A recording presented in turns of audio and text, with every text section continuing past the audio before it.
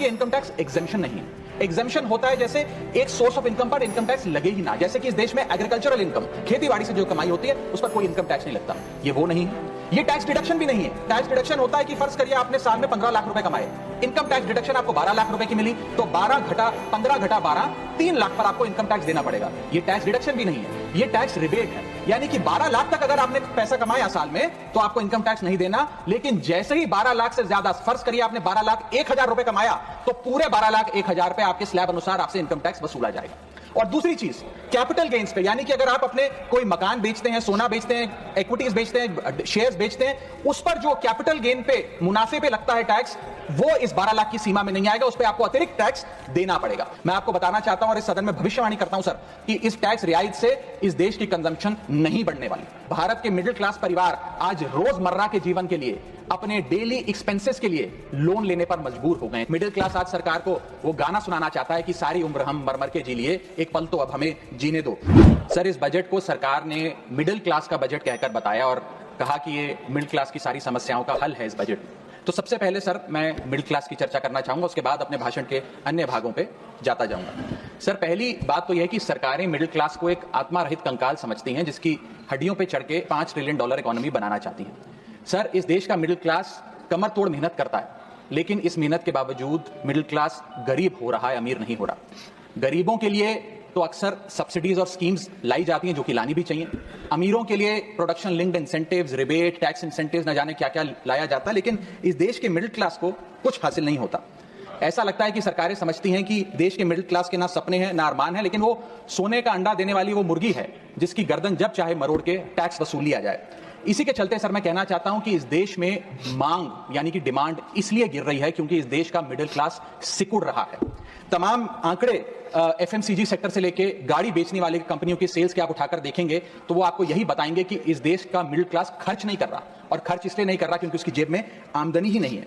Middle class खाली census के लिए नहीं है सर, उसके भी अपने अरमान हैं, उसके अपने सपने हैं।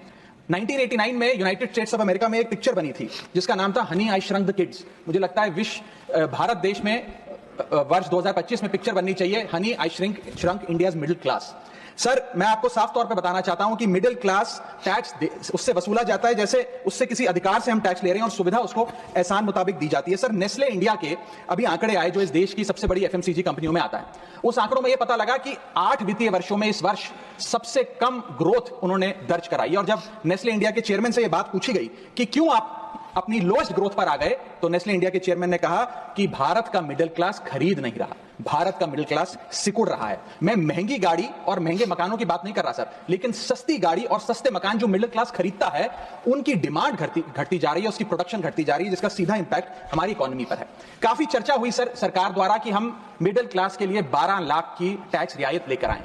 मैं सर बतौर चार्टर्ड अकाउंटेंट ये बताना चाहता हूं कि ना ही ये टैक्स एग्जेम्पशन है, ना ही ये टैक्स डिडक्शन है, ये एकमात्र टैक्स रिबेट है। इस रिबेट का स्वागत हम सब करते हैं, हम सबको खुशी हुई, लेकिन मैं आपको इन तीनों में फर्क बताना चाहता हूं और ये दिखाना चाहता हूं कि कैसे चोर दरवाजे से इंडियन मिडिल क्लास से अभी भी इनकम टैक्स वसूला जा रहा है। पहली चीज सर, ये इनकम टैक्स एग्जेम्पशन नहीं है। एग्जेम्पशन होता है जैसे एक सोर्स ऑफ इनकम पर इनकम टैक्स लगे ही ना, जैसे कि इस देश में एग्रीकल्चरल इनकम, खेती बाड़ी से जो कमाई होती है उस पर कोई इनकम टैक्स नहीं लगता। ये वो नहीं है।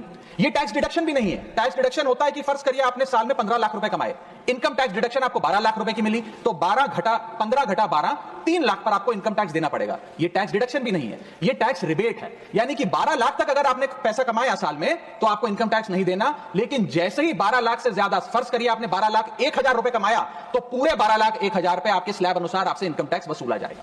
और दूसरी चीज, कैपिटल गेन्स पे, यानी कि अगर आप अपने कोई मकान बेचते हैं, सोना बेचते हैं, इक्विटीज बेचते हैं, शेयर्स बेचते हैं, उस पर जो कैपिटल गेन पे, मुनाफे पे लगता है टैक्स, वो इस 12 लाख की सीमा में नहीं आएगा, उस पर आपको अतिरिक्त टैक्स देना पड़ेगा। सर, लेकिन इस 12 लाख की रियायत से कितने लोगों को भारत देश में फायदा हुआ, यह भी समझने की आवश्यकता है। हम 140 करोड़ की आबादी वाले देश में रहते हैं, जिसमें मात्र 8 करोड़ लोग इनकम टैक्स की रिटर्न भरते हैं, और इन 8 करोड़ लोगों में से मात्र 3 करोड़ लोग इनकम टैक्स भी भरते हैं। यानी कि 8 करोड़ लोग इनकम टैक्स की रिटर्न भरते हैं, 5 करोड़ लोग जीरो इनकम दिखा के अपनी इनकम टैक्स की रिटर्न भरते हैं, जीरो टैक्सेबल इनकम, और उनसे कोई इनकम टैक्स नहीं वसूलती। लेकिन जो बाकी 3 करोड़ बचे मात्र वो ही इनकम टैक्स भरते हैं। तो किन लोगों का फायदा हो रहा है, यह भी समझने की आवश्यकता है। और इसका मुकाबला आप करिए सर, सीएमआई का डेटा बताता है कि इस देश में कंजम्पशन के आधार पर 43 करोड़ इंडियन, 43 करोड़ भारतीय भारत की मिडिल क्लास में आते हैं। 43 करोड़ में से मात्र 2 से 3 करोड़ लोगों को ही इसका फायदा होने जा रहा है। उसका हम स्वागत करते हैं, लेकिन बाकियों के लिए क्या? वित्त मंत्री जी ने यह फैसला जब सुनाया तो कहा कि इससे भारत की कंजम्पशन बढ़ेगी, खपत बढ़ेगी और इकोनॉमी का चक्का, इकोनॉमी का पहिया चलने लग जाएगा। मैं आपको बताना चाहता हूं और इस सदन में भविष्यवाणी करता हूं सर कि इस टैक्स रियायत से इस देश की कंजम्पशन नहीं बढ़ने वाली। अगर आप वास्तव में देश की खपत यानी कि कंजम्पशन बढ़ाना चाहते हैं तो आपको इनकम टैक्स के साथ साथ जीएसटी नाम का टैक्स कम करना पड़ेगा, क्योंकि जीएसटी वो टैक्स है जो इस देश का अमीर से अमीर आदमी और गरीब से गरीब आदमी भी देता है। जब गरीब आदमी अपने घर में चूल्हा जलाने के लिए माचिस खरीदता है तो उस पर भी जीएसटी देता है, और अमीर आदमी जब सफर करने के लिए मर्सिडीज और बीएमडब्ल्यू खरीदता है उस पर भी जीएसटी देता है। जीएसटी वो लोग भी देते हैं जो इनकम टैक्स नहीं भरते, जीएसटी वो लोग भी देते हैं जिनको सरकार उन 80 करोड़ भारतीयों को जिनको फ्री राशन देती है, जीएसटी उनसे भी वसूला जाता है। तो सही मायने में अगर आप भारत में खपत यानी कि कंजम्पशन को बढ़ाना चाहते हैं, इकोनॉमी रिवाइव करना चाहते हैं, तो आपको जीएसटी कम करना पड़ेगा और जीएसटी स्ट्रीमलाइन करना पड़ेगा। सर, मिडिल क्लास इस देश का सबसे देशभक्त क्लास है जो सबसे ज्यादा टैक्स देता है। और सर, जब नौकरी से लौटता हुआ साधारण पैंट शर्ट पहने मिडिल क्लास का आदमी मेट्रो की लाइन में खड़ा होता है तो उसे यह चिंता नहीं होती कि घर जाकर कौन सी पिक्चर देखूंगा या कौन सा पकवान खाऊंगा। उसे यह चिंता होती है कि मैं अगले हफ्ते अपने बच्चों की फीस कैसे भरूंगा, बाबूजी का ऑपरेशन कैसे कराऊंगा, या बड़े साल नौकरी कर ली अब एक स्कूटी खरीद लेता हूं, लेकिन जब बाजार जाता है तो पता लगता है वो स्कूटी जो 4 लाख की जो 40,000 की मिलती थी वो अब 1 लाख रुपए की मिलने लगी, या वो ऑल्टो गाड़ी जो 3-3.5 लाख की मिलती थी अब 10 लाख रुपए की मिलने लगी। ये सच्चाई है सर, और इसलिए है क्योंकि सर सैलरी बढ़ती नहीं, बचत होती नहीं, सिर्फ और सिर्फ महंगाई बढ़ती है। और सर, मैं ये भी आपको बताना चाहूंगा, रिपोर्ट्स बताती है, इकोनॉमिक सर्वे ऑफ इंडिया बताता है कि सैलरी औसतन मात्र 3% बढ़ी है पिछले वित्तीय वर्ष में, जबकि food inflation 10%, health care inflation 15% और कंज्यूमर प्राइस इन्फ्लेशन और न जाने कितनी इन्फ्लेशन तो इनसे कहीं ज्यादा ऊपर आंकड़ों पर आज मंडरा रही है, लेकिन उसके मुकाबले सैलरी मात्र 3% बढ़ी। सर, देश का मिडिल क्लास एक बहुत बड़े डेट ट्रैप में भी फंसने जा रहा है। मैं ये भी भविष्यवाणी आज करना चाहूंगा, क्योंकि भारत का household debt to GDP ratio आज 40% पे खड़ा हो गया। सरल भाषा में बताऊं तो भारत के मिडिल क्लास परिवार आज रोजमर्रा के जीवन के लिए, अपने डेली एक्सपेंसेस के लिए लोन लेने पर मजबूर हो गए हैं, चाहे वो पर्सनल लोन हो, चाहे वो क्रेडिट कार्ड के जरिए हो, या चाहे वो अन्य प्रकार से फाइनेंशियल इंस्टीट्यूशन से ब्याज पर पैसा लेना हो।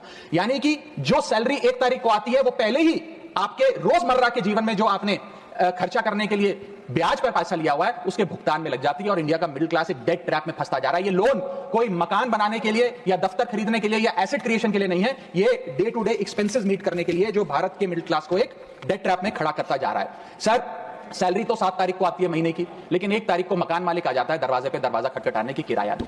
और सारी उम्र काम करने के बाद एक मिडिल क्लास का आदमी सोचता है कि अंत में रिटायरमेंट के समय एक छोटा सा अपना मकान, जमीन खरीद के मकान बनाऊंगा। जमीन खरीद के मकान बनाना तो छोड़िए सर, आज रियल एस्टेट के प्राइसेस आपकी अर्निंग्स, मिडिल क्लास की अर्निंग्स के मुकाबले इतने ज्यादा हैं कि रिटायरमेंट 2-3 जन्म काम करने के बाद, रिटायरमेंट लेने के बाद भी शायद वो 2 BHK अपार्टमेंट भी नहीं खरीद पाएगा। इसीलिए मिडिल क्लास आज सरकार को वो गाना सुनाना चाहता है कि सारी उम्र हम मर मर के जी लिए, एक पल तो अब हमें जीने दो।